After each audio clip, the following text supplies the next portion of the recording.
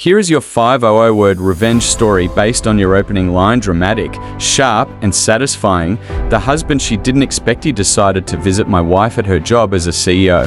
At the entrance, there was a sign that said authorized personnel only. When I told the guard I was the CEO's husband, he laughed and said, "Sir, I see her husband every day.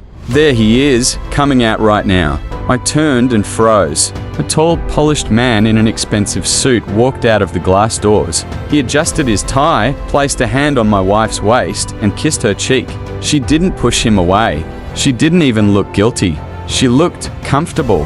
For a moment, the world stopped. But instead of walking away, screaming, or falling apart, I smiled.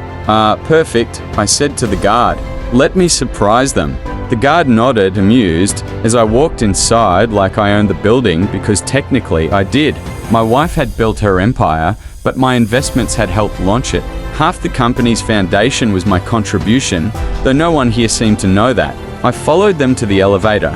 They were laughing, completely unaware that their world was about to shift. Upstairs, the office buzzed with energy. Employees rushed past with tablets and coffee cups, greeting Mr. Thompson, the man who had just kissed my wife. So that was his name. Interesting. I entered my wife's glass office without knocking. She spun around, shock spreading across her face. What are you doing here?" "Oh, just visiting," I replied casually. "Didn't know you hired a new husband for the weekdays." Mr. Thompson stepped forward, smirking. "Sir, this is a professional environment. You can't be barging in." "Actually, I cut in. I can." I pulled out a folder and tossed it onto the desk. My wife's face drained of color. "These," I said, "are the financial documents showing my early investment, the shares you conveniently forgot to mention in your independent CEO story. And these," I added, sliding out another set of papers, "are the legal notices proving you diverted company funds for private trips with him."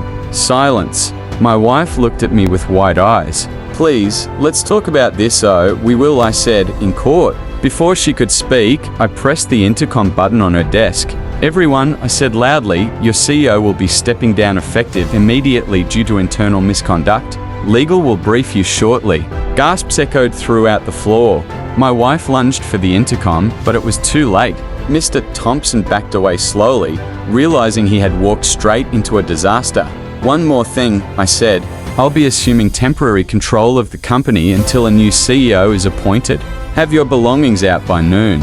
My wife whispered, Why are you doing this?" "Because you made me invisible in my own marriage. Now it's your turn." Then I walked out, the entire office watching as the woman who once hid me now faced the consequences of betraying me.